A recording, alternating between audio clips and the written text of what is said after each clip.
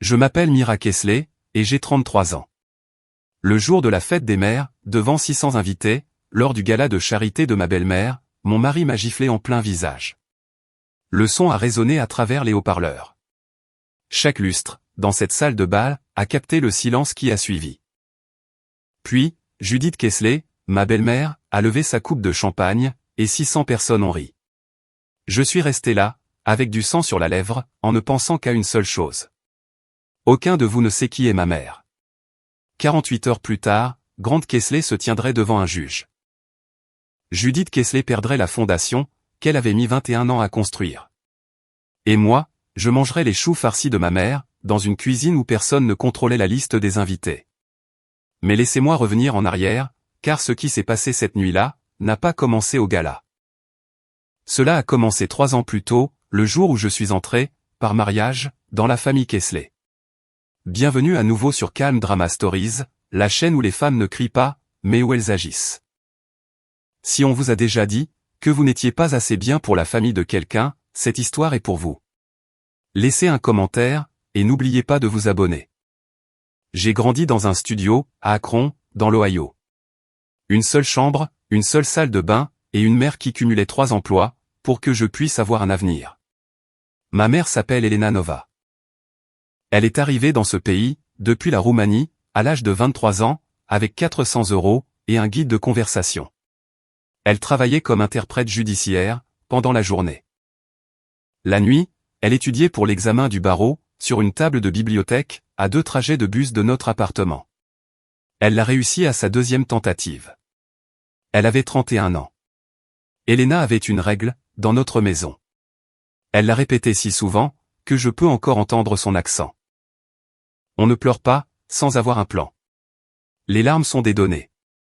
Elle t'indique que quelque chose ne va pas, et ensuite, tu le répares. Je n'ai pas compris ce qu'elle voulait dire, avant bien plus tard. J'ai obtenu mon diplôme de l'Université d'État de l'Ohio, avec une bourse d'études complète, soit 48 000 € par an, que je n'ai pas eu à emprunter. Mention très bien, en administration de la santé.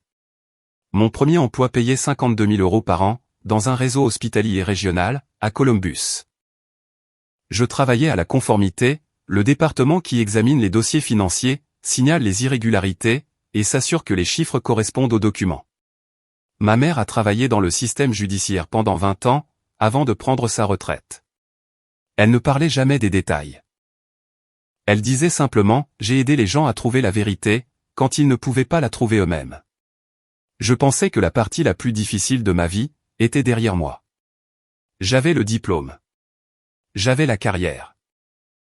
J'avais l'appartement avec mon nom sur le bail, et celui de personne d'autre.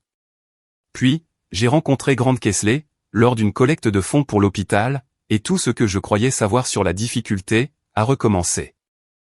Grant était charmant, de cette façon qui vous prend au dépourvu. Il n'en faisait pas trop. Il posait des questions, de vraies questions. Il se souvenait de ce que j'avais dit sur mon travail, 2 semaines après notre première conversation, et il en a reparlé, comme si c'était important. 6 mois de rencontres, des cafés le dimanche matin, des appels téléphoniques le mardi soir, qui se prolongeaient après minuit. Il m'a demandé en mariage en octobre, sur un banc de parc du village allemand, avec une bague qui coûtait plus cher que ma voiture. Le premier signal d'alarme est arrivé enveloppé dans une blague.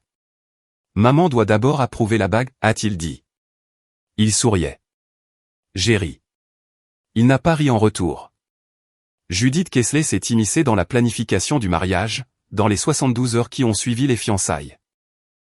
Elle a choisi le lieu, le Briarwood Country Club, dont elle était membre fondatrice. Elle a dicté la liste des invités.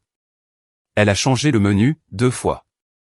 Je voulais que les sarmales de ma mère, des rouleaux de choux farcis roumains, soient sur la table des apéritifs. Judith a dit que cela perturberait les traiteurs. J'ai laissé couler, sur toute la ligne, parce que je pensais que le compromis, c'était le prix à payer, pour rejoindre une famille. Je pensais que si j'étais assez patiente, assez gentille, assez flexible, elle finirait par me voir, comme l'une des leurs.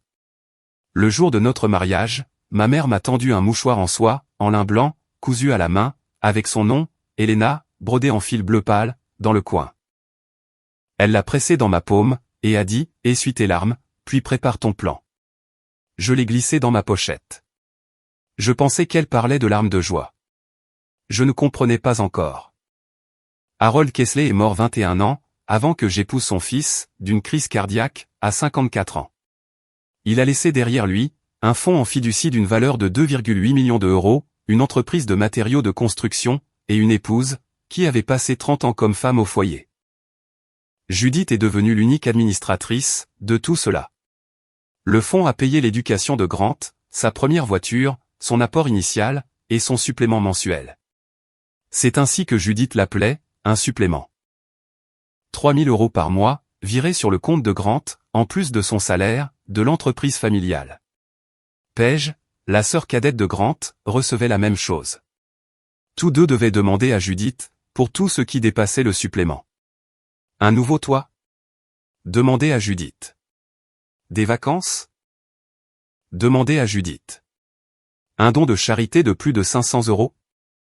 Demandez à Judith. Elle appelait ça, de la gestion. Je protège ce qu'Harold a construit, disait-elle, à quiconque le demandait. Et personne ne le demandait deux fois, car la réponse venait toujours avec un regard, qui mettait fin à la conversation. J'ai appris plus tard, bien plus tard, que Judith n'avait pas toujours été ainsi. Quand elle a épousé Harold, la mère de ce dernier l'avait traité, de la même manière qu'elle me traitait. La mère d'Harold appelait Judith, la fille du mauvais côté de la rivière. Judith a survécu à cette femme, en devenant elle. Elle a construit une forteresse de contrôle, autour de l'argent de la famille, et elle a verrouillé la porte, de l'intérieur. Paige, la sœur de Grant, avait 30 ans. Elle travaillait comme coordinatrice d'événements, pour la fondation caritative de Judith, et vivait dans une maison de ville, achetée par Judith. Paige avait présenté son amie d'université, Lorraine, à Grant, il y a des années. Grant m'a choisi, à la place. Paige ne l'a jamais dit directement, mais je pouvais le sentir, dans chaque pièce que nous partagions. Le fonds d'Harold comportait une clause, dont je n'entendrai parler que bien plus tard. Le premier Thanksgiving, dans la maison des Kesley, m'a appris tout ce que j'avais besoin de savoir. J'avais apporté les sarmales de ma mère, 12 rouleaux bien serrés dans du chou mariné, mijotés pendant 4 heures, la recette d'Elena. Je les ai transportés dans un plat en verre, avec du papier d'aluminium sur le dessus, et je les ai posés sur la table à manger, à côté de la sauce au canneberge, et de la dinde rôtie. Judith a regardé le plat. Elle a soulevé l'aluminium. Elle l'a reposé. Puis, elle s'est tournée vers la table. Grant, Paige, la cousine Rachel, l'oncle Don, et elle a prononcé ces 5 mots. Elle n'est pas l'une des nôtres. Elle l'a dit, de la même façon que vous diriez, passe-moi le sel. Pas de colère, pas de haussement de voix, juste un fait, annoncé comme la météo. Paige a ri. Grant a fixé son assiette. L'oncle Don a toussé. Rachel m'a regardé, avec une expression que je n'ai pas pu déchiffrer. Judith s'est tournée vers Paige. Va chercher la vraie nourriture dans la cuisine, chérie. J'ai pris le plat. Je l'ai porté dans la cuisine. Je l'ai recouvert de papier d'aluminium, j'ai marché jusqu'à ma voiture, et je me suis assise sur le siège du conducteur, pendant 10 minutes. Le moteur était éteint. Les vitres étaient fermées. L'air de novembre se pressait contre la vitre. Je n'ai pas pleuré. J'ai repensé à ce que ma mère dirait. Les larmes sont des données. J'avais les données. Judith Kesley ne me considérait pas comme sa famille. Elle me voyait comme une visiteuse, qui s'était attardée trop longtemps. Cette nuit-là, de retour dans notre appartement, j'ai ouvert mon ordinateur portable. J'ai créé un dossier, sur mon bureau. Je l'ai nommé Assurance. Je ne savais pas encore ce que je sauvegardais. Je savais juste qu'une femme, qui dit qu'elle n'est pas l'une des nôtres à Thanksgiving, dira pire, quand elle pensera que personne ne l'écoute. L'année 2 a commencé avec une maison. Grant voulait en acheter une. Il a trouvé une maison de style colonial, de 4 chambres, à Westlake, à 20 minutes de son bureau, avec une cour, et un garage pour 2 voitures. Le prix de vente était de 410 000 €. Le plan de Grant était simple. Demander à Judith, de débloquer des fonds de la fiducie, pour l'apport initial. J'ai suggéré quelque chose de différent. Nous avons 85 000 € d'économie, à nous deux. Nous pourrions mettre 20% d'apport sur quelque chose de plus petit, quelque chose qui soit à nous. Grant m'a regardé, comme si j'avais suggéré de déménager dans une tente. Maman va penser que je la rejette. Tu achètes une maison, Grant, avec ta femme. Ce n'est pas un rejet. Il a appelé Judith, ce soir-là. Dès le matin, elle avait déjà contacté un agent immobilier. Elle a choisi le quartier. Elle a négocié les conditions du prêt hypothécaire. Elle a cosigné le prêt, ce qui signifiait que son nom figurait sur l'acte de propriété. J'ai ouvert un compte d'épargne séparé, le lundi suivant. J'ai commencé à cotiser au maximum à mon 4 cents un cas. J'ai pris contact avec 3 directeurs de la conformité, dans d'autres réseaux hospitaliers, et j'ai commencé à bâtir un réseau professionnel, qui n'avait rien à voir avec le nom Kesley. Il y a eu une nuit, cette année-là, qui a failli tout changer. Grant m'a appelé, à 2 heures du matin. Il avait rêvé de son père. Sa voix était brisée, d'une manière que je n'avais jamais entendue. Tu aurais plu à papa, Mira. Il n'était pas comme maman. Il était calme. Il écoutait. Je l'ai serré dans mes bras, jusqu'à ce qu'il s'endorme. Sa respiration s'est régularisée, contre mon épaule, et pendant un instant, j'ai vu l'homme qu'il aurait pu être, sans les 21 ans de chuchotement de Judith dans son oreille. À 7 heures, le lendemain matin, Judith a appelé, Grant a répondu, et l'homme de la veille, avait disparu. La discussion de groupe est apparue, en avril de notre 2e année. Le téléphone de Grant a vibré, pendant le dîner. 3 courtes vibrations, d'affilée. J'ai jeté un coup d'œil. Il a détourné l'écran, mais pas assez vite. J'ai vu le nom du groupe de discussion, avant qu'il ne puisse le fermer d'un glissement de doigts. Les vrais Kesley. 4 membres, Judith, Grant, Paige, la cousine Rachel. Pas de Mira. Je n'ai rien dit, ce soir-là. J'ai attendu que Grant s'endorme, et ensuite, j'ai pris son téléphone, sur la table de nuit. Le code d'accès était le même que celui qu'il utilisait pour tout, l'anniversaire de son père, 0615. J'ai lu les messages. Paige avait posté une photo de moi, prise lors du brunch du dimanche précédent, au Country Club. La légende, énergie de présentoir en liquidation chez Marshall S. 3 émojis qui pleurent de rire. Un de Judith, un de Grant, un de Rachel. Judith avait écrit, 2 jours plus tôt, les recettes d'Elena sont techniques. Je ne sais pas pourquoi elle insiste. La réponse de Grant, un émoji pouce en l'air, et un visage souriant. J'ai fait défiler, sur 3 semaines en arrière. Le ton était constant. Paige se moquait de mes vêtements. Judith se moquait de mes origines. Grant était d'accord avec elle deux, un émoji à la fois. J'ai fait des captures d'écran de chaque message, 47 captures d'écran, au total. Je les ai transférées, sur mon ordinateur portable. Je les ai sauvegardés, dans le dossier assurance. Puis, j'ai remis le téléphone de Grant sur la table de nuit, je l'ai aligné exactement de la même manière qu'il l'avait laissé, et j'ai marché jusqu'à la salle de bain. Je me suis tenu, devant le miroir. Mes mains étaient stables. Mon mari se moquait de moi, avec les personnes qui étaient censées être ma famille. L'émoji qui pleure de rire était bleu, la couleur préférée de Grant. Je suis retourné me coucher. Je n'ai pas dormi, mais je suis resté très immobile. La 3e année a apporté le gala. Chaque printemps, Judith Kesley organisait le gala de charité de la fête des mères, au Breerwood Country Club. Tenue de soirée, 600 invités, 200 € le couvert. Le bénéficiaire officiel était l'aile des enfants, de l'hôpital général Merci. Judith présidait l'événement depuis 14 ans. C'était son royaume. Son nom sur le programme, sa photo sur la bannière, son discours sur la scène. Chaque politicien local, membre du conseil d'administration de l'hôpital, et propriétaire d'entreprise, dans un rayon de 40 miles, recevait une invitation, avec son en-tête personnelle. Cette année, Paige était la coordinatrice de l'événement. Judith m'a assigné comme bénévole. Accueillir les invités, imprimer les badges, organiser les plans de table. Le travail que l'on donne, à quelqu'un que l'on veut visible, mais sans voix. J'ai dit oui, à tout. Chaque enveloppe que je remplissais, chaque tableur que je mettais à jour, chaque course que je faisais, me rapprochait des informations que j'avais été formé, tout au long de ma carrière, à trouver. Un mardi après-midi, 3 semaines avant le gala, j'étais dans le bureau à domicile de Judith, pour récupérer une boîte de programmes. Un dossier était ouvert, sur son bureau. Les registres financiers, de la fondation. J'ai jeté un coup d'œil, à la page du dessus. Dons reçus, depuis le début de l'année, 340 000 euros. Dépenses déclarées, 295 000 euros. Paiement aux fournisseurs, à 4 entreprises, pour les services du gala. Je n'ai pas pris le dossier. Je ne l'ai pas photographié. J'ai juste lu les chiffres, de la même façon que je lis les chiffres, tous les jours, au travail.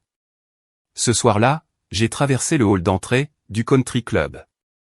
Le tableau des dons à LED, brillait contre le mur du fond, faisant défiler les noms des donateurs, et les totaux. Le montant affiché, 280 000 euros. 340 000 euros reçus. 280 000 euros affichés. Un écart de 60 000 euros. Dans mon domaine de travail, cet écart a un nom. Je n'étais juste pas encore prête, à le prononcer. J'ai conduit jusqu'à Akron, un samedi matin. 2 heures de route, sur LI 77. La maison d'Elena était un petit cottage de style Cape Cod, sur une rue bordée d'érables, avec des étagères remplies de livres, sur chaque mur. Les revues de droit, auxquelles elle était toujours abonnée. Une cafetière déjà prête, à mon arrivée. Je me suis assise à la table de sa cuisine, et je lui ai tout raconté. L'insulte de Thanksgiving, la discussion de groupe, le silence de Grant, les dossiers financiers de Judith, l'écart de 60 000 euros sur le tableau des dons. 3 années, compressées en 40 minutes. Elena a écouté. Elle n'a pas interrompu. Elle n'a pas réagi. Quand j'ai eu fini, elle s'est versé une deuxième tasse de café, et a posé la tasse avec soin. As-tu des documents? Un dossier sur mon ordinateur portable. 3 ans de capture d'écran, de date, d'observation financière, tout est horodaté. Elle a hoché la tête. Que veux-tu, Mira? Je répétais cette réponse depuis des semaines, mais quand je l'ai prononcée à voix haute, elle m'a quand même semblé énorme. Je veux partir. Mais je veux partir, en gardant la tête haute. Elena m'a regardé, de la façon dont elle me regardait, quand je ramenais à la maison, un test de mathématiques dont j'étais fier. Constante, sérieuse, sans louange inutile. Alors tu le feras. Mais pas ce soir. Tu as besoin d'une chose de plus. De quoi? Tu as besoin qu'ils montrent qui ils sont, devant des gens, qui ne pourront pas l'oublier. Je suis rentré à Columbus, avec les fenêtres entr'ouvertes. L'air de mai remplissait la voiture. Le gala était dans 2 semaines. Je ne savais pas ce qui se passerait à ce gala. Je n'avais pas prévu que Grant me frapperait. Je ne m'attendais pas à ce que 600 personnes assistent, en temps réel, à la fin de mon mariage. Mais je savais une chose. Quoi que Judith Kessler fasse ensuite, elle le ferait dans une pièce remplie de gens, qui s'en souviendraient. 2 semaines avant le jour J, Judith dirigeait les préparatifs du gala, comme une campagne militaire. Le plan de table est arrivé, dans ma boîte de réception, un mercredi. J'ai ouvert la pièce jointe, et j'ai fait défiler, jusqu'à mon nom. Table 47, au fond à gauche de la salle de bal, près de l'entrée de service, derrière un pilier. Grant était à la table 1, devant, au centre. Judith à sa droite, Paige à sa gauche. J'ai appelé Grant. Pourquoi suis-je à la table 47? Il a soupiré. C'est une table familiale, Mira. Maman voulait la famille immédiate réunie, pour le toast. Tu comprends? J'ai compris. Paige a appelé le lendemain, pour me donner ma mission. Tu es de service à la porte, pour accueillir les invités à leur arrivée. Tu as un si bon contact avec les gens, Mira. Sa voix avait cette douceur particulière, qui signifiait tout le contraire, de ce qu'elle disait. J'ai accepté chaque mission. Le service à la porte signifiait que je me tiendrais à l'entrée, pendant les 90 premières minutes de l'événement. Cela signifiait que je verrais chaque invité, qui arriverait. Cela signifiait que je serais le premier visage, dont il se souviendrait. Le jeudi, j'ai demandé à Paige l'accès, à la base de données des donateurs. Je veux aider pour les cartes de remerciement, après l'événement. Croiser les noms avec les montants des dons, m'assurer que nous n'oublions personne. Paige l'a approuvé, sans y réfléchir à 2 fois. Elle m'a envoyé les identifiants de connexion par email, le vendredi après-midi, 12 jours avant le gala.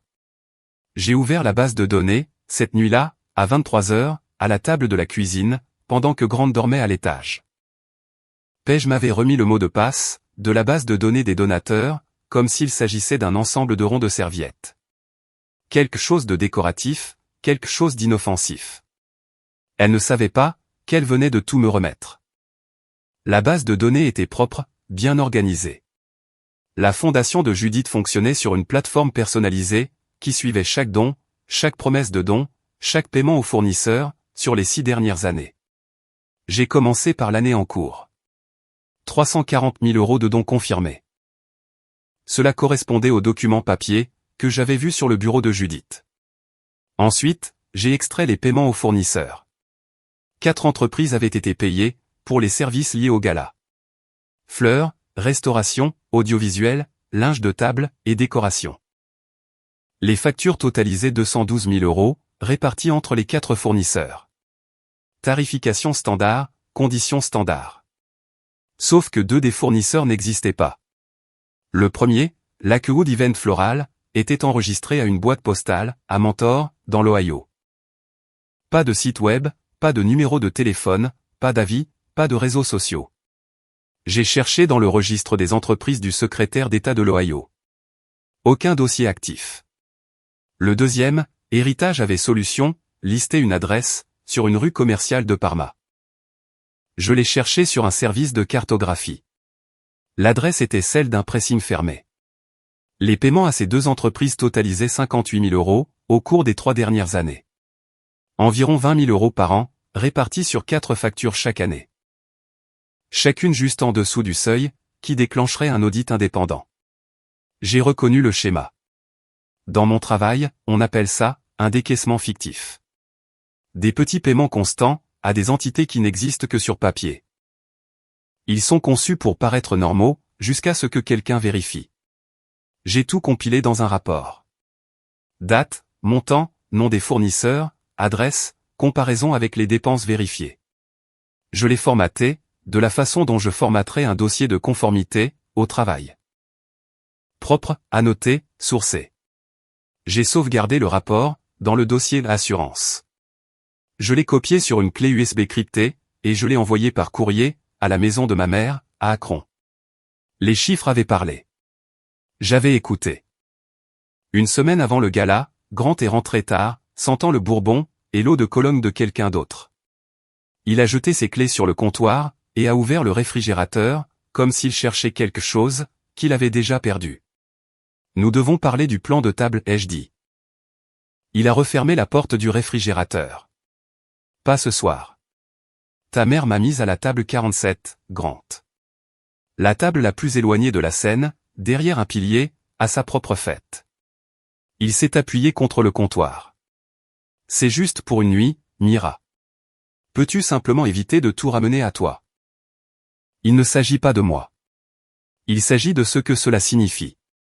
Ta mère me met au fond de la pièce, tu t'assieds à côté d'elle, et personne ne dit rien. Qu'est-ce que cela dit à 600 personnes, sur notre mariage? Il s'est frotté le visage. C'est ma mère. C'est la fête des mères. Je suis ta femme. C'est tous les jours. Il n'a pas répondu. Il a fixé le sol pendant un long moment. Puis, il a dit quelque chose, qui a jeté un froid glacial dans la cuisine. Maman dit que tu as parlé de la famille au travail, que tu as dit à tes collègues, des choses sur nos finances. Ce n'était pas vrai. Je n'avais jamais mentionné les Kessler, à qui que ce soit, à mon bureau. Pas une seule fois. Mais Judith avait planté l'idée. Nier. Attaquer. Inverser la victime et le coupable. Un cas d'école. C'est faux, Grant. Elle ne le dirait pas, s'il n'y avait pas un fond de vérité. J'ai regardé mon mari. L'homme qui m'avait appelé à 2 heures du matin, en pleurant au sujet de son père. L'homme qui avait dit, tu aurais plu à papa. Cet homme était endormi, quelque part sous 21 ans de la voix de sa mère, et je ne pouvais plus l'atteindre. J'ai dormi dans la chambre d'amis. Je n'ai pas pleuré. J'ai ouvert mon ordinateur portable, et j'ai ajouté une note de plus au dossier. 5 jours avant le gala, j'étais dans la cuisine, tendant le bras pour attraper un verre sur l'étagère du haut, quand j'ai entendu la voix de Paige, venant du garde-manger. Elle était sur haut-parleur, au téléphone avec Judith. La porte du garde-manger était entr'ouverte. Aucune des deux ne savait que j'étais à 3 mètres de là. Maman, tu devrais porter un toast sur les vraies mères. Tu sais, les mères qui élèvent vraiment leurs enfants dans ce pays, avec de vraies valeurs, pas comme les mères de certaines personnes. Elles ont ri toutes les deux. Le rire était identique. Même hauteur, même rythme. Judith a dit, je l'ai déjà écrit. Le thème, c'est ce que signifie une vraie famille. J'y travaille depuis 2 semaines. Paige a baissé la voix. Grant va adorer. Il devient toujours émotif à propos de papa, le jour de la fête des mères. Tu sais comment il est. Exactement. Et si elle réagit, ce qu'elle fera, alors tout le monde verra ce que je leur dis depuis 3 ans, qu'elle n'est pas à sa place. J'ai reposé le verre sur le comptoir, sans faire un bruit. J'ai reculé dans le couloir. Mes chaussures n'ont pas touché le carrelage. Elle n'improvisait pas. C'était planifié. Le toast était une performance coordonnée, conçue pour m'humilier devant 600 témoins. Elle voulait que je pleure. Elle voulait que je fasse une scène. Elle voulait que je prouve leur récit. Je ne leur ferai pas ce cadeau. J'y assisterai. Je m'assiérai à la table 47. J'écouterai tout ce que Judith dirait, dans ce microphone. Et je les laisserai penser qu'elles avaient gagné. Parce qu'elles planifiaient une performance. Elles ne savaient pas que je planifiais une sortie. La veille du gala, Judith a organisé un dîner de famille. Grant, Paige, la cousine Rachel, et moi, étions assis autour d'une table, qui coûtait plus cher que ma première voiture. La conversation tournait autour des sujets habituels. Les préparatifs du gala, la liste des invités, le menu mis à jour par le traiteur. Paige a parlé pendant 10 minutes des centres de table floraux, sans me regarder une seule fois.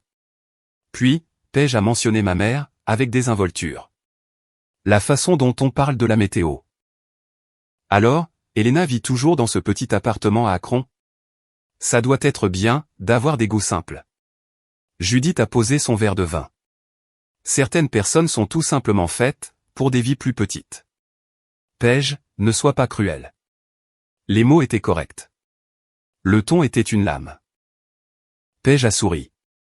Elle m'a regardé de l'autre côté de la table, et l'a dit. Elle n'est pas l'une des nôtres. Les mêmes 5 mots que Judith avait utilisés, à Thanksgiving, 2 ans plus tôt. Mot pour mot. La fille avait appris le langage de la mère. Grant a coupé son steak. Il n'a pas levé les yeux.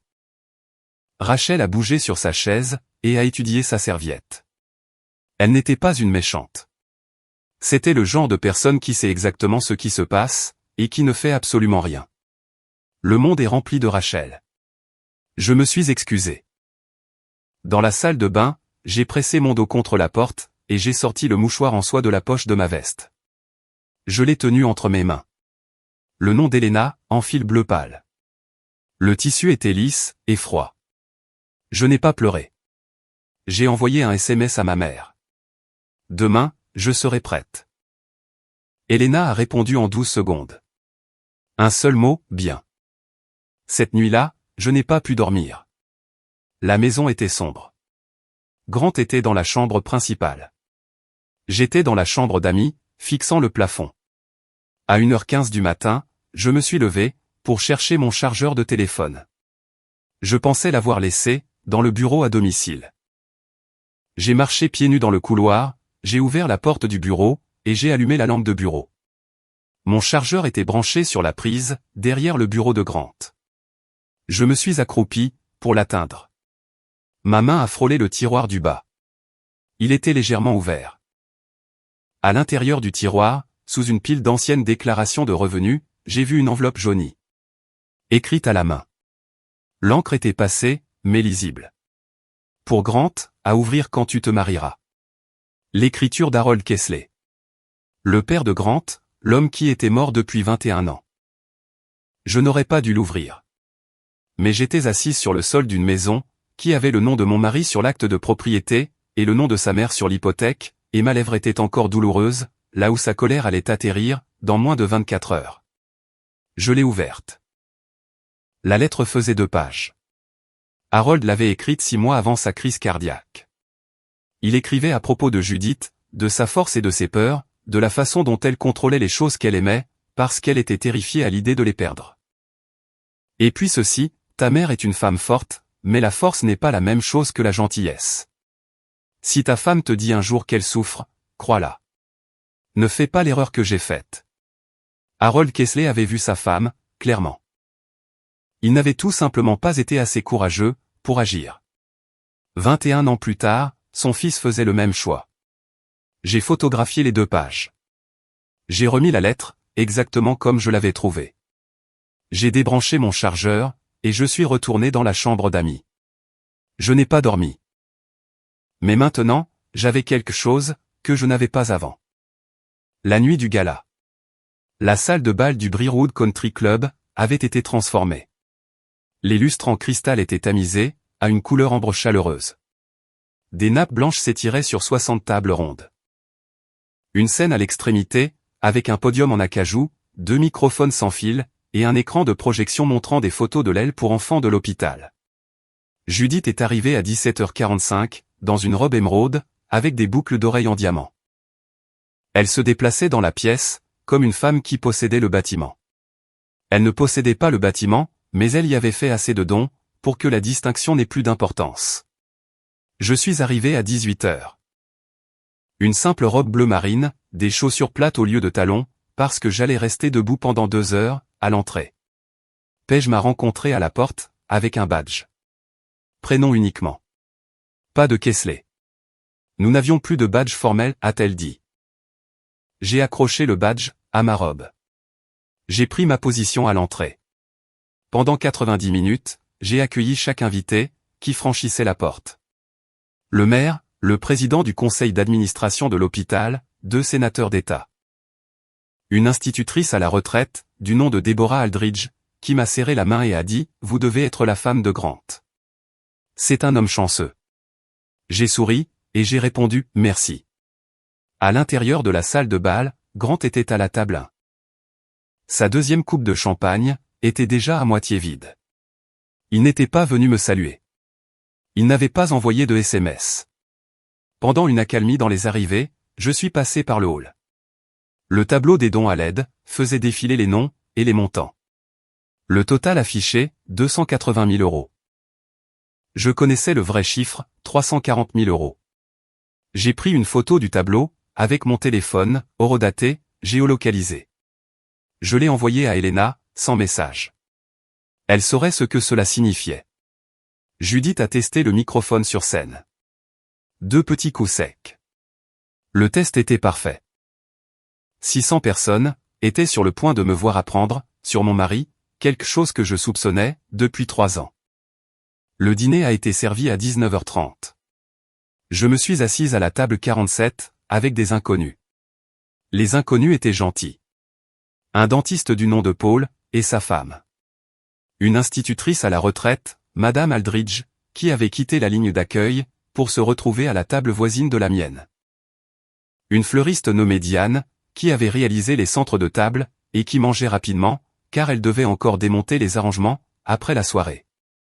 Ils m'ont posé des questions sur moi, sur mon travail, sur la durée de mon mariage avec Grant. J'ai répondu. Ils ont écouté. Personne n'a mentionné que j'étais le seul conjoint dans la pièce, assis à 100 mètres de son mari. À 20h15, Judith est montée sur scène. Elle tenait le microphone, comme si elle était née en le tenant. Le projecteur a accroché la lumière de ses boucles d'oreilles. La salle est devenue silencieuse. Bonsoir à tous. Joyeuse fête des mères. Applaudissements. Chaleureux. Sincères. Cette soirée est dédiée aux femmes, qui sacrifient tout pour leur famille. Les femmes qui veillent tard, qui font du covoiturage, qui cumulent 2 emplois, qui maintiennent la famille unie, quand personne d'autre ne le fait. Plus d'applaudissements. Mais tout le monde ne comprend pas le sens du sacrifice. La salle a remué. Quelques invités se sont regardés. Certaines femmes se marient dans des familles qu'elles ne savent pas apprécier. Elles apportent des coutumes étrangères et s'attendent à ce que nous nous adaptions. La température a chuté. Je pouvais le sentir depuis la table 47. Quelques rires nerveux aux premières tables. Un halètement venu de quelque part près du bar. Judith m'a regardé directement. À travers 60 tables, au-delà de 600 visages, ses yeux se sont verrouillés sur les miens. J'ai élevé mon fils dans le respect de la tradition, de la loyauté, et de la famille. Je prie chaque jour, pour qu'il se souvienne d'où il vient. Grant, à la table 1, hochait la tête. Ni gêné, ni mal à l'aise, il hochait la tête. Si vous vous êtes déjà assis à une table, où quelqu'un a transformé un discours en arme, vous savez exactement ce que l'on ressent. La coupe de champagne qu'elle tenait, aurait tout aussi bien pu être un marteau de juge. Abonnez-vous, si vous voulez voir ce qui se passe, quand le vrai juge entre en scène. Judith n'avait pas fini. Elle tenait la salle, et elle le savait. Les rires des tables nerveuses, lui avaient donné la permission de continuer. Elle s'est penchée vers le microphone, et a poursuivi. Une vraie mère élève ses enfants dans ce pays, dans cette communauté. Avec des valeurs que nous pouvons tous comprendre. Elle a fait une pause. Elle m'a regardé à nouveau. Puis elle l'a dit. Pas dans un studio à Akron, en travaillant comme. Qu'est-ce que c'était déjà? Une traductrice. Elle parlait de ma mère, le jour de la fête des mères, dans un discours sur les mères. La femme du dentiste, à ma table, a mis la main sur sa bouche. Madame Aldridge s'est penchée, et a posé sa paume à plat sur mon bras. Vous allez bien, ma chérie? J'étais immobile. Mes mains étaient sur mes genoux. Ma respiration était régulière. Je pouvais sentir le mouchoir en soie dans la poche de ma veste, pressé contre mes côtes. Judith a terminé par un toast. Aux vraies mères, aux vraies familles. Elle a levé son verre. La salle a bu. Certains avec empressement, d'autres avec le regard de personnes qui auraient souhaité être ailleurs. Je me suis levé. 600 paires d'yeux se sont tournés vers la table 47. La femme en robe bleu marine, avec un badge n'affichant que son prénom. J'ai marché vers la scène. Mes pas sur le sol de la salle de bal étaient le seul bruit. 47 tables, 100 mètres. Je me suis arrêté devant le podium. Judith était toujours sur scène, un verre à la main. Je ne suis pas monté sur l'estrade. Je me suis tenu en bas, et j'ai parlé clairement. Judith. Ma mère a cumulé 3 emplois, pour se payer ses études de droit. Elle n'a pas eu besoin d'un fonds fiduciaire, ou d'un gala de charité, pour prouver qu'elle était une bonne mère. Elle a juste eu besoin d'être présente, chaque jour, sans exception. Et elle l'a fait. Ma voix n'a pas tremblé. Le visage de Judith s'est effondré dans un jeu d'actrice. Elle a pressé sa main contre sa poitrine, ses yeux se sont remplis de larmes. Rapide, rodée, parfaitement minutée. Elle s'est tournée vers le public. Vous voyez? Vous voyez ce qu'elle me fait? Elle m'attaque le jour de la fête des mères, lors de mon propre événement. Grant s'est levé de la table 1, après 4 coupes de champagne. Son visage était rouge. Il s'est faufilé entre les tables, comme un homme sur des rails, dirigé droit sur moi. Présente tes excuses à ma mère, tout de suite. Je l'ai regardé, mon mari, l'homme qui avait pleuré sur son père, à 2 heures du matin. L'homme qui répondait aux insultes du groupe de discussion sur moi, par un emoji pouce en l'air. Non.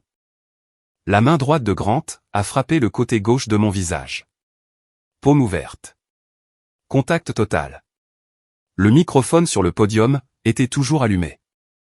Le bruit de la gifle, peau contre peau, sec et claquant, a traversé les haut-parleurs, les 12 haut-parleurs, montés au plafond, réglés pour une salle de 600 personnes. 3 secondes de silence absolu. Puis, Judith a souri, un petit sourire satisfait. Paige, debout près du bar, s'est couvert la bouche, mais ses yeux riaient. Quelques invités, aux premières tables, ont ri nerveusement. De la façon dont les gens rient, quand ils ne savent pas quoi faire d'autre. Ma lèvre était fendue. J'avais un goût de cuivre, dans la bouche. Ma joue gauche brûlait d'une chaleur, qui semblait provenir de l'intérieur de mon crâne. L'institutrice à la retraite, Madame Aldridge, s'est levée de sa table. Oh mon Dieu! Elle était la seule personne, sur les 600 présentes, à avoir bougé. J'ai plongé la main dans la poche de ma veste. J'ai sorti le mouchoir en soie, en lin blanc, avec le nom d'Elena brodé en fil bleu pâle. Je l'ai pressé contre ma lèvre. Le sang était vif, contre le tissu blanc. Je me suis essuyé la bouche. J'ai plié le mouchoir. Je l'ai remis dans ma poche. 3 des 600 invités avaient sorti leur téléphone. L'une d'entre eux était la femme du greffier du comté. Je n'ai pas crié. J'ai regardé Grant. J'ai regardé Judith. J'ai regardé les 600 visages, qui me fixaient en retour, depuis leur siège à 200 €. Pas une seule personne ne s'était interposée entre nous. Pas une seule personne n'avait dit « arrête ». 600 adultes en tenue de soirée, et une institutrice à la retraite, étaient la seule à avoir bougé. Je me suis retourné. J'ai marché vers la sortie. Le dos droit, les épaules à niveau. Mes chaussures plates faisaient à peine un bruit sur le sol en marbre, mais dans ce silence, chaque pas résonnait derrière moi. La voix de Paige a porté à travers la salle de bal. Reine du drame, elle ne peut même pas accepter une blague. Grant a crié après moi. Mira, Mira, reviens. Tu exagères. Depuis la scène, la voix de Judith, amplifiée par le microphone qu'elle tenait toujours. Laissez-la partir. Elle reviendra en rampant. Elles reviennent toujours. Elles reviennent toujours. J'ai poussé les doubles portes.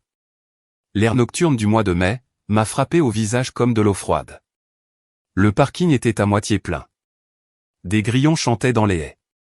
Une camionnette de traiteur, garée près de l'entrée de service, avait ses feux de détresse clignotants. Je suis resté là, pendant 30 secondes. Ma lèvre saignait. L'échymose sur ma joue commençait à enfler. Le mouchoir en soie, dans ma poche, était humide de mon sang. J'ai sorti mon téléphone. L'écran s'est allumé. 21h17, samedi 10 mai. J'ai ouvert mes contacts, j'ai fait défiler jusqu'à la lettre E. J'avais passé des milliers d'appels téléphoniques, dans ma vie. Des appels professionnels, des appels pour planifier des rendez-vous, des appels aux compagnies d'assurance, aux banques, aux bureaux des clients, aux administrateurs d'hôpitaux. Des appels qui ne signifiaient rien, et des appels qui signifiaient tout. Celui-ci était le seul appel qui comptait. J'ai appuyé sur le bouton vert. 2 sonneries. Mira. Maman, s'il te plaît, viens. Elena n'a pas demandé ce qui s'était passé. Elle l'a entendu dans la façon dont j'ai dit s'il te plaît. En 33 ans, je ne lui avais jamais dit ce mot, sur ce ton. Où es-tu? Au Breerood Country Club, salle de bal B. Je suis sur le parking. Es-tu blessé? Il m'a frappé. Une pause. 3 secondes. Je pouvais entendre Elena respirer. Devant tout le monde. La voix d'Elena est devenue atone. Pas en colère. Atone. La voix qu'elle utilisait, quand elle prenait une décision. Pas quand elle ressentait une émotion. Je serai là, dans 40 minutes. Ne te lave pas le visage. Ne change pas de vêtements. Assieds-toi dans ta voiture, et verrouille les portes. Tu me comprends? Oui. Bien. Je t'aime. J'arrive. J'ai marché jusqu'à ma voiture, une Honda Civic argentée, garée dans la 2e rangée, près d'un lampadaire. Je l'ai déverrouillée, je me suis assise sur le siège du conducteur, et j'ai verrouillé les portes. Je n'ai pas allumé la radio. Je n'ai appelé personne d'autre. Je suis resté assise dans l'obscurité, avec le sang qui séchait sur mon menton, le mouchoir en soie plié dans ma poche, et 40 minutes de silence devant moi. Ma mère m'avait donné ces instructions une fois auparavant. J'avais 19 ans. Le petit ami de ma colocataire d'université l'avait poussé contre un mur, lors d'une dispute. J'avais appelé Elena, paniquée, ne sachant que faire. Elena avait dit les mêmes mots. Ne te lave pas. Ne te change pas. Ce sont des preuves. J'avais aidé ma colocataire à déposer plainte ce soir-là. Je n'aurais jamais pensé que j'aurais un jour besoin de ces mots pour moi-même. L'horloge du tableau de bord affichait 21h19. Elena arriverait à 21h59. J'ai compté les minutes dans le noir. À l'intérieur de la salle de bal, la fête continuait. J'ai appris ce qui s'est passé ensuite, par Madame Aldridge, qui était restée. Elle m'a tout raconté, la semaine suivante. Assise dans son salon, avec une tasse de thé à la camomille. Parlant lentement, parce qu'elle voulait rapporter chaque détail avec précision. Après mon départ, Judith est retournée au microphone. Elle a ajusté ses boucles d'oreilles, s'est raclé la gorge, et a dit « Bien, maintenant que le drame est terminé, retournons à la célébration des vraies mères. » Les applaudissements ont été plus clairsemés cette fois, dispersés. Plusieurs invités n'ont pas applaudi du tout. Grant est retourné à la table 1. Paige est allée à sa rencontre à mi-chemin, avec un verre d'eau. Elle lui a touché le bras et a dit « Tu as fait ce qu'il fallait. » Il s'est assis, et s'est versé un autre verre. Madame Aldridge observait, depuis la table 47. Elle a compté les invités, qui sont partis discrètement. La femme du greffier du comté, et son mari, sans dire au revoir. 2 membres du conseil d'administration de l'hôpital, qui n'ont serré la main de personne, en sortant. Un avocat local nommé Gerald Pace, et sa femme, qui se sont arrêtés au vestiaire, et ont laissé un billet de 20 € à la préposée, sans récupérer leur manteau. 7 personnes ont quitté le gala, dans les 12 minutes qui ont suivi mon départ. Madame Aldridge a marché, jusqu'à la table 1. Elle s'est tenue devant Grant, qui fixait le fond de son verre. Jeune homme, je suis institutrice depuis 35 ans. J'ai vu des garçons devenir des hommes, et des hommes devenir des garçons. Ce que vous venez de faire, c'est l'acte d'un garçon. Grant a levé les yeux. Ses yeux étaient rouges. Mêlez-vous de vos affaires. Madame Aldridge a hoché la tête. Elle a pris sa pochette. Elle a marché jusqu'au hall d'entrée, et s'est assise sur un banc, près du vestiaire. Elle a passé 2 appels téléphoniques. Je n'ai eu connaissance d'aucun des 2 avant plus tard, mais ils ont eu leur importance. 40 minutes plus tard, une berline bleu foncé s'est engagée dans le parking, et s'est garée à 3 places de ma voiture. Elena Nova en est sortie. Des cheveux gris, tirés en arrière, en un chignon bas. Pas de maquillage, un manteau noir par-dessus une robe d'intérieur. Elle était venue directement de la maison, en chaussures plates, ses lunettes de lecture toujours sur le dessus de sa tête. Elle a marché jusqu'à ma voiture, a tapé 2 fois à la vitre. Un coup ferme, sans précipitation. J'ai déverrouillé la porte. Elle l'a ouverte, et s'est accroupie à mon niveau. Elle a regardé mon visage. L'ecchymose se formait, sous mon œil gauche. Le sang sur ma lèvre avait séché, en une fine ligne le long de mon menton. Elena a pris mon visage en coupe, à 2 mains. Elle n'a pas parlé pendant 10 secondes. Ses pouces reposaient sous mes pommettes. Ses doigts étaient froids. Puis, elle a dit, d'accord, voici ce que nous allons faire. Elle a parlé, de la façon dont elle avait parlé à 1 millier de personnes, dans 1 millier de salles d'audience. Calme, précise, étape par étape. Premièrement, je vais photographier tes blessures. Mon téléphone est horodaté. Deuxièmement, nous retournons à l'intérieur. Non pas pour affronter qui que ce soit, mais pour obtenir le nom légal complet de ton mari, l'adresse de l'événement, et les noms d'au moins 3 témoins. Troisièmement, nous allons au poste de police. Tu déposes une plainte, ce soir. Pas demain. Ce soir. Je ne veux pas y retourner. Tu ne seras pas seul, cette fois. Elle a tendu la main. Je l'ai prise. Elle m'a tiré, pour me mettre debout. Mes jambes étaient stables. Ma respiration était régulière. Ma mère se tenait à côté de moi, en robe d'intérieur et chaussures plates. Et elle était la personne la plus puissante, de tout ce parking. Nous avons marché vers l'entrée. Elle me tenait le bras. Non pas pour me soutenir, mais pour marcher avec moi. Les doubles portes s'ouvraient sur le hall. Le tableau des dons brillait toujours. 280 000 €, en lumière LED bleue. Nous avons traversé le hall, pour entrer dans la salle de bal. L'orchestre jouait une chanson de Frank Sinatra. Des couples dansaient. Les flûtes de champagne captaient la lumière des lustres. On aurait dit que rien ne s'était passé. Puis, table par table, les conversations se sont tues. Judith m'a vu la première. Son visage s'est durci. Puis, elle a vu Elena. Une femme qu'elle avait rencontrée, très exactement 2 fois, au mariage, et lors d'un dîner de Noël. Les 2 fois, Judith l'avait appelée, la traductrice d'Akron. Judith s'est levée de la table 1. Elle a lissé le devant de sa robe. Elle a traversé la piste, en 4 enjambées. Mira, si tu es revenue pour t'excuser, tu peux le faire en privé. Tu t'es déjà assez embarrassée, pour une soirée. Elena a parlé. Pas fort, pas avec violence, juste clairement. De la façon dont sonne une phrase, quand chaque mot a été pesé. Madame Kessler, je m'appelle Elena Nova.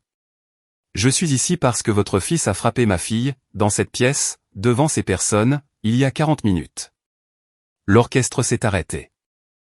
Le chanteur a regardé la coordinatrice de l'événement, Paige, qui se tenait près de la scène, avec son presse-papier figé au milieu d'un geste. Judith s'est raidie. C'est une affaire de famille. Vous n'avez rien à faire ici. Elena n'a pas scié. Les coups et blessures ne sont pas une affaire de famille, Madame Kessler. C'est une affaire pénale. Elle a fait une pause. La salle écoutait. Chaque table, chaque visage. Et je suis bien placé pour le savoir. J'ai passé 18 ans à entendre des affaires, exactement comme celle-ci. Le silence qui a suivi, était différent du silence qui a suivi la gifle. Ce premier silence, était le choc. Celui-ci, était la compréhension. Si quelqu'un que vous aimez, a besoin d'entendre cette phrase, les coups et blessures ne sont pas une affaire de famille, partagez cette vidéo avec lui. Maintenant, laissez-moi vous raconter la suite. Grant s'est levé. Il a renversé sa coupe de champagne. Le vin s'est répandu sur la nappe blanche, en une longue tache ambrée. Mira, parlons-en à la maison, s'il te plaît. Elena s'est tournée vers lui. Elle ne rentrera pas à la maison avec vous, ce soir. Judith a changé de tactique. Les larmes sont revenues plus vite cette fois, plus bruyantes. Elle a attrapé le bras de Grant. Tu vois ce qu'elles font? Elles attaquent notre famille le jour de la fête des mères. Ton père aurait honte de tout ça. J'ai pris la parole. J'étais restée silencieuse, depuis l'arrivée d'Elena. Ma propre voix m'a surprise, par son calme. La lettre d'Harold dit le contraire. Le visage de Judith est devenu blanc. Pas rouge, blanc. Le sang a quitté ses joues, comme si quelqu'un avait ouvert un siphon. Quelle lettre? Celle qui est dans le bureau de Grant. Celle qu'Harold a écrite, avant de mourir, expliquant que son plus grand regret, était de ne pas t'avoir tenu tête. 600 personnes ont entendu cette phrase. Je n'ai pas haussé la voix. Je n'en avais pas besoin. La pièce était si silencieuse. Je pouvais entendre la glace bouger, dans un verre d'eau, à 3 tables de là. Les mains de Judith sont tombées du bras de Grant. Cette lettre est une propriété privée. Tu n'avais aucun droit de la lire. Elena a fait un pas en avant. Un seul pas. Nous ne sommes pas ici pour parler de la lettre, Madame Kessler. Nous sommes ici, parce que votre fils a commis une agression, devant 600 témoins. Nous allons déposer une plainte à la police, ce soir. Tout le reste, est une conversation pour les avocats. Grant a regardé sa mère. Il m'a regardé. Il a regardé Elena. Sa bouche s'est ouverte, mais rien n'en est sorti. Il avait l'air d'un homme qui se tenait sur un sol qu'il croyait solide, et qui venait de le sentir se dérober. La tache sur la nappe, continuait de s'étendre. Paige a bougé la première. Elle a traversé la pièce depuis la scène, son presse-papier toujours à la main, et s'est positionnée à côté de Judith. Contrôle des dégâts. C'est ridicule, a dit Paige. Sa voix était tendue. Grant l'a à peine touchée. Elle fait une scène pour attirer l'attention, comme toujours. Elena a regardé Paige, et l'a jaugé. Êtes-vous un témoin, de ce qui s'est passé ce soir? Paige n'a pas hésité. Oui, et ce n'était rien. Elena a hoché la tête, une fois. Bien. Votre déclaration sera consignée. Le visage de Paige a changé. La réalisation de son erreur a traversé ses traits, comme une ombre. Elle venait de confirmer, devant 600 personnes, qu'elle avait vu Grant me frapper, et qu'elle considérait cela comme acceptable. Grant s'est penché vers Judith, et a chuchoté, assez fort pour que les tables les plus proches l'entendent. « Maman, est-ce que je dois appeler l'avocat ?» Judith lui a attrapé le poignet. « Ne dis pas un mot de plus, Grant. Pas un seul mot. » J'ai pris la parole. Ma voix était stable. « Judith, tu devrais aussi savoir que j'ai passé en revue les dossiers financiers du gala. La base de données des donateurs indique 340 000 € reçus cette année. Le tableau dans votre hall, celui devant lequel 600 personnes sont passées ce soir, affiche 280 000 euros. J'ai fait une pause. Pour laisser les mathématiques faire leur travail. J'ai documenté l'écart, ainsi que les paiements effectués à 2 entreprises fournisseurs, qui ne semblent pas exister. À travers les portes de la salle de bal, le hall était visible. Le tableau des dons à l'aide continuait de faire défiler ces chiffres. 280 000 euros, brillant en lumière bleue, contre le mur. Judith a regardé le tableau. Puis, elle m'a regardé. Tu as fouillé dans mes dossiers. J'étais bénévole, Judith. Page m'a donné le mot de passe de la base de données. Le presse-papier de Page est tombé par terre. Judith a craqué. Pas de la façon dont les gens craquent dans les films. Pas de moment dramatique unique. Pas d'effondrement cinématographique. Elle s'est brisée, comme se brise une personne dont tous les murs construits pendant 21 ans commencent à se fissurer en même temps. Elle s'est tournée vers la salle. Ses mains tremblaient. Sa voix est montée de 3 octaves. Elle ment.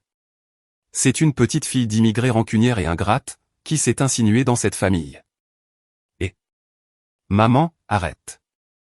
La voix de Grant, plus forte que je ne l'avais jamais entendue. Mais Judith ne pouvait pas s'arrêter. 21 ans de contrôle, se dissolvant en temps réel. Elle a pointé Elena du doigt. Vous avez élevé un serpent.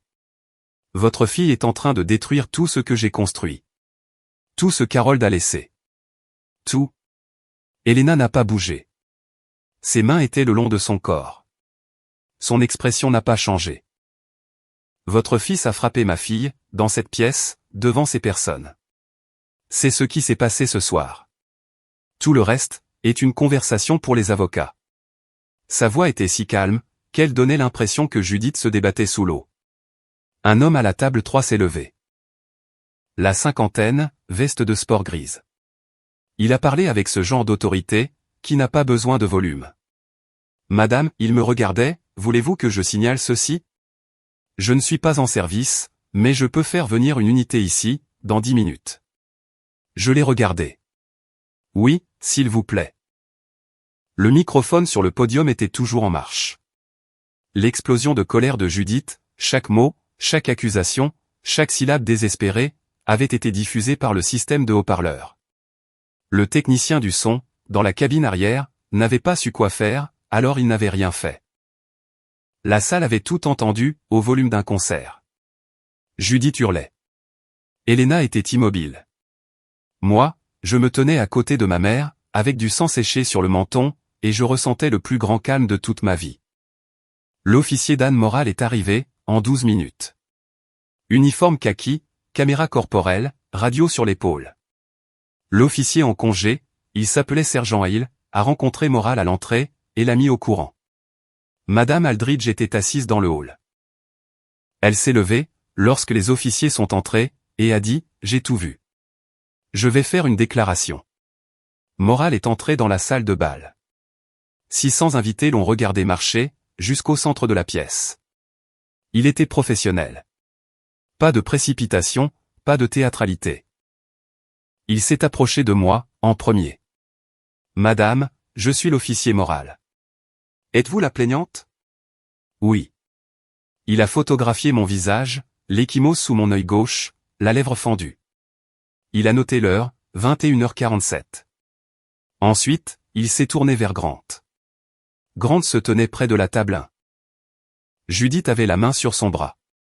Page était 2 pas en arrière. Monsieur, avez-vous frappé cette femme? Grant a regardé sa mère. Les yeux de Judith étaient écarquillés, le pressant de dire quelque chose. De nier. D'expliquer. De reformuler. Mais le microphone avait diffusé la gifle. 3 invités avaient des vidéos, sur leur téléphone. Madame Aldridge se tenait à 2 mètres de là, les bras croisés. Grant m'a regardé. Son visage était celui d'un homme qui vient de réaliser qu'il n'a plus d'échappatoire. Oui, monsieur. Vous êtes en état d'arrestation, pour coups et blessures conjugaux. Veuillez vous retourner, et mettre vos mains dans le dos. Grant s'est retourné. Les menottes ont cliqué. Le son était faible. Rien à voir avec la gifle. Mais dans cette salle de bal, avec 600 personnes qui regardaient, c'était la chose la plus bruyante que j'ai jamais entendue. J'ai regardé mon mari se faire escorter vers la sortie, dépassant la table 1, dépassant la scène, dépassant le podium où sa mère s'était tenue, 30 minutes plus tôt, pour porter un toast à la vraie famille. Je l'ai dit doucement. Pas à Judith, pas à la salle, à moi-même, mais assez fort pour qu'on l'entende. Tu as raison, Judith. Je n'ai jamais été l'une des vôtres. Dieu merci. Judith regardait Grant, et pendant un instant, 3 secondes, peut-être moins, son visage a montré quelque chose, que je n'avais jamais vu auparavant. Pas de la colère, pas de la manipulation. De la peur. La véritable terreur d'une femme de 63 ans, voyant la seule personne qui lui restait, se faire emmener. Cela a duré 3 secondes, puis ça a disparu. C'est de ta faute, Mira. Tu as planifié ça. Tu es venu ici pour nous détruire. Elena s'est approchée de Judith. Sans être menaçante. Juste assez près pour être entendue par Judith, et par personne d'autre. On ne frappe pas quelqu'un, en s'autorisant à appeler ça de l'amour. Judith a tendu la main, vers le microphone du podium. L'instinct, l'habitude.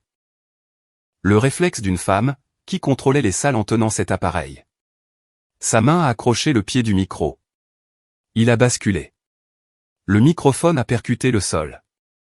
Un hurlement de Larsen a traversé la salle de bal, comme un couteau sur du verre.